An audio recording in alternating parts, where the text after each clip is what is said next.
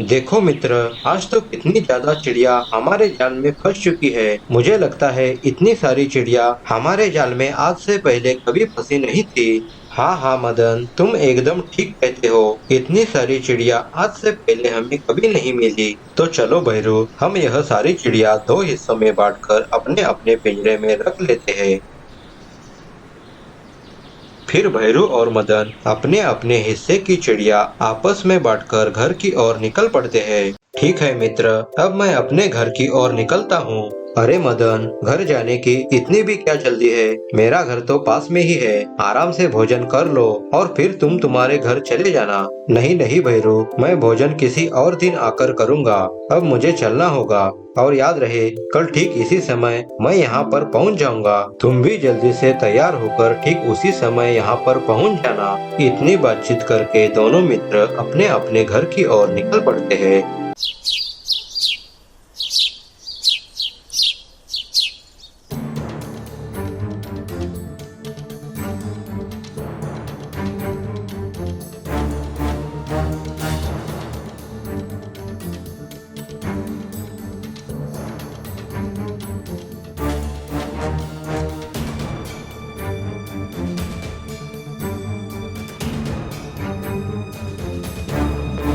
अरे पुत्र, जल्दी से उठ जाओ। और कितनी देर सोओगे? तुम्हें शिकार पर जाना नहीं है क्या? तुम्हारा मित्र भैरू तुम्हारी राह देखकर परेशान हुआ रहेगा।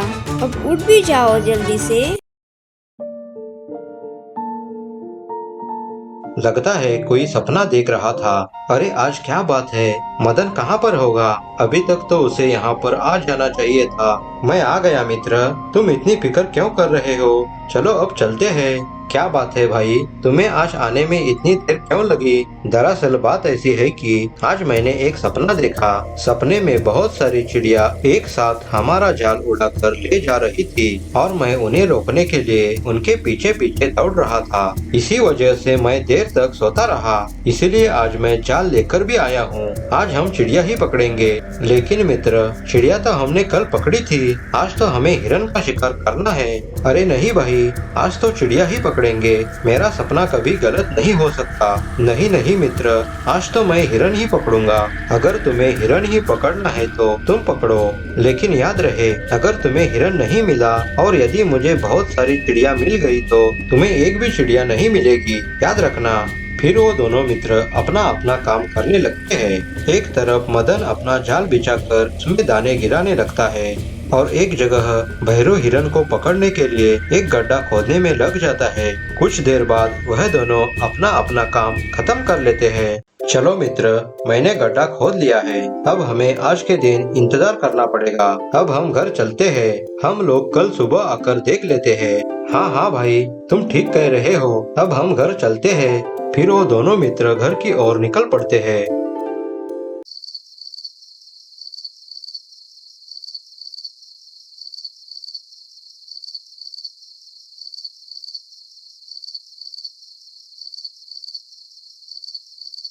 क्या करूँ क्या करूँ? मेरा मन इतना परेशान क्यों है? मुझे इतने पसीने क्यों छूट रहे हैं? यदि अगर कल सुबह भैरू के गड्ढे में हिरन फंस जाता है तो वो मुझे हिरन नहीं देगा, तो मैं क्या खाऊंगा? अगर यदि भैरू के गड्ढे में हिरन नहीं फंसा और मेरे जाल में बहुत सारी चिड़िया फंस गई तो मैं उसे एक भी चिड़िया नहीं दूंगा। फिर भी मेरा मन इतना परेशान क्यों हो रहा है? मुझे ऐसा क्यों लग रहा है कि भैरू के गड्ढे में हिरन जरूर फंसेगा। मुझे कुछ ना कुछ तो करना ही पड़ेगा, नहीं तो मैं सिर्फ देखता ही रहूंगा।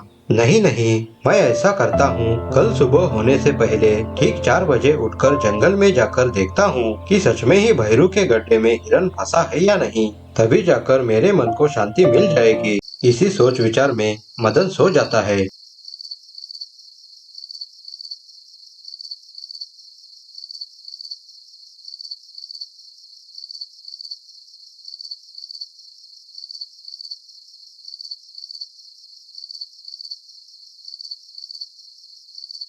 फिर मदन उस दिन सुबह 4 बजे उठ जाता है और जंगल की तरफ निकल जाता है।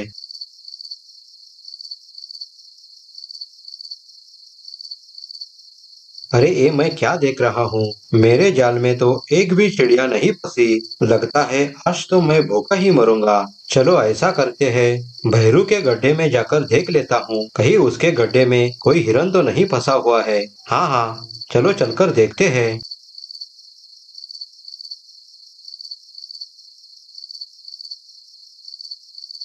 अरे ये क्या, भैरू के गड्ढे में तो एक हिरन गिरा पड़ा हुआ है। अब तो उसमें से भैरू मुझे कुछ भी हिस्सा नहीं देगा। भैरू तो अपना शिकार घर ले जाएगा और मुझे उसकी तरफ देखते रहने से और कोई चारा नहीं है। नहीं नहीं, मैं ऐसा नहीं होने दूंगा।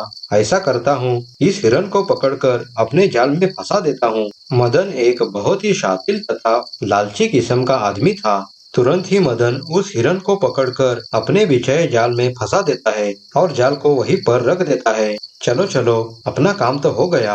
अब सूरज निकलने से पहले मुझे घर पहुंचना होगा। इतना सोचकर मदन अपने घर वापस लौटता है।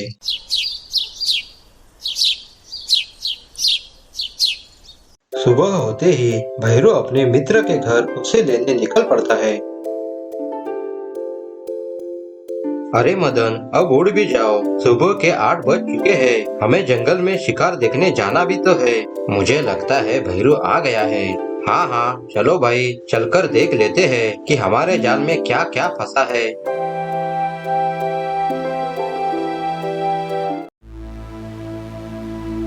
अरे ये क्या, आज तो मेरे गड्ढे में शिकार फंसा ही नहीं। शायद मेरे नसीब में आज शिकार लिखी ही नहीं। तेरे किस्मत में शिकार होगी भी कैसे मूर्ख। तेरी शिकार तो मैंने कब की ले ली है। अच्छा अच्छा, कोई बात नहीं है मित्र।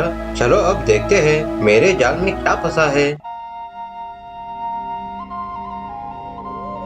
अरे ये कैसे संभव हो सकता है?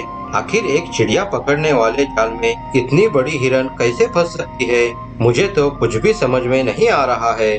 अरे मित्र, तुम किस सोच विचार में डूब गए हो? क्या मेरी शिकार देखकर तुम खुश नहीं हो? नहीं मित्र, मैं तो बहुत खुश हूँ। लेकिन मैं अच्छी तरह से समझ सकता हूँ तुम्हारे मन में अब क्या चल रहा है। फिर वो दोनों मित्र घर की तरफ निकल पड़ते हैं। बचाओ बचाओ, कोई मुझे इस बाघ से बचाओ। मित्र, क्या तुम्हें ये आवाज सुनाई दे रही है? मुझे तो लगता है कोई मुसीबत में है। हमें जाकर उसकी मदद करनी चाहिए। अरे राम राम राम राम, ये तो एक बाघ है। मैं तो इसके पास नहीं जाऊंगा। कहीं बाघ ने मुझे खा लिया तो मैं मर जाऊंगा। नहीं मित्र, मुझे तो उस लड़की को जाकर बचाना ही चाहिए, चाहे मेरी जान चली क्यों न जाए।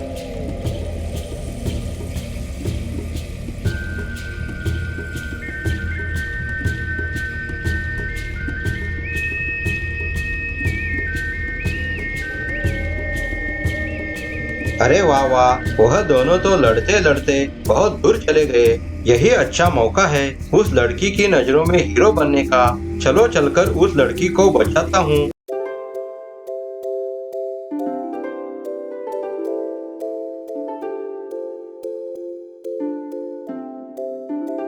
इस रस्सी को जल्दी से पकड़ लो, मैं तुम्हें ऊपर खींचता हूँ। लेकिन वो बाघ का क्या हुआ? कहाँ चला गया वो? उस बाघ को तो मैंने मारकर भगा दिया है। अब वो वापस यहाँ नहीं आएगा। ये सारी घटनाएं जंगल में रहने वाली एक बुढ़िया देख रही थी कि कैसे अपने मित्र का श्रेय वह झूठा आदमी ले रहा था।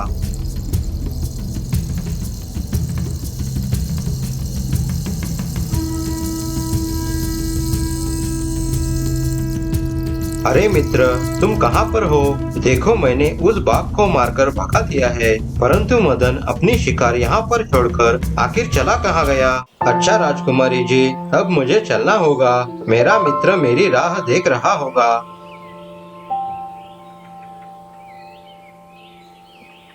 अरे मित्र, तुम कहाँ चले गए थे? और वो राजकुमारी कहाँ पर है? भाई, मैं तो उस राजकुमारी को छोड़ने राजमहल तक गया था।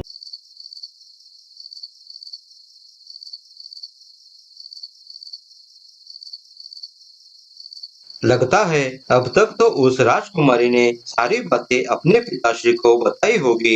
यदि महाराज ने चाहा तो वो अपनी पुत्री का विवाह मेरे साथ कर देंगे। तब तो मैं बहुत ही अमीर आदमी बन जाऊंगा।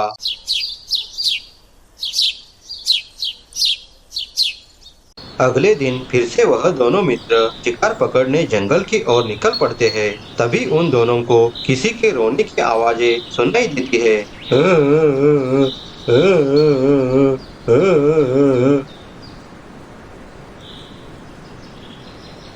अरे राजकुमारी जी, क्या बात है?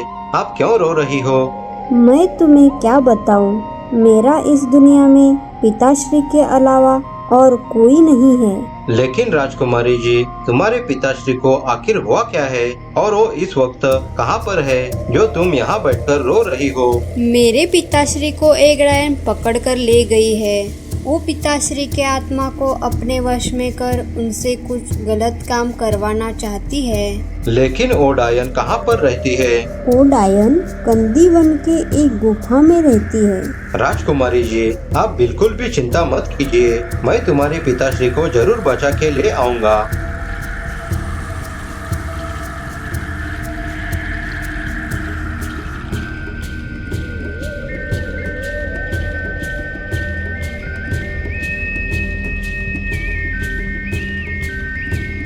कुछ ही समय में वह दोनों कंदीवन के उसी गुफा के सामने पहुंच जाते हैं। अरे भाई, मुझे तो बड़ा डर लग रहा है। कहीं वह डायन हम दोनों को पकड़कर हमें मार ना दे और हमारी यह आत्मा अपने वश में कर हमसे कोई बुरा काम न करवा ले। लेकिन मित्र, तुम अब एक ऐसी बातें कर रहे हो। तुमने तो राजकुमारी को वचन दिया है कि तुम उसके पिताश्री को बचाकर सही सलामत वापस लेकर आ जाओगे।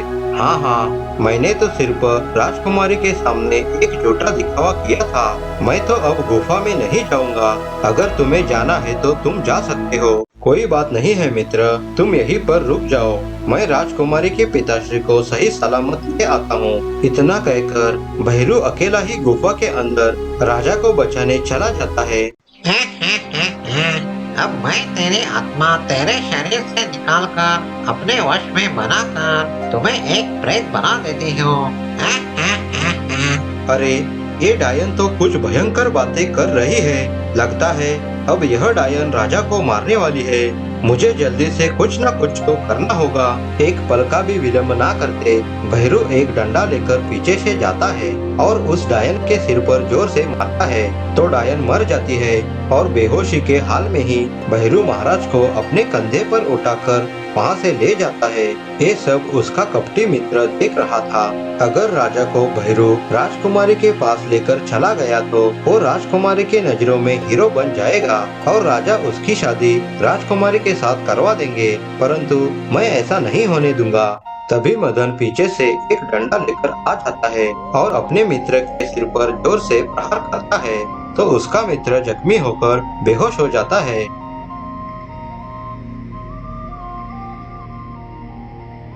यह सब देखकर राजकुमारी मदन पर बहुत प्रसन्न हो जाती है।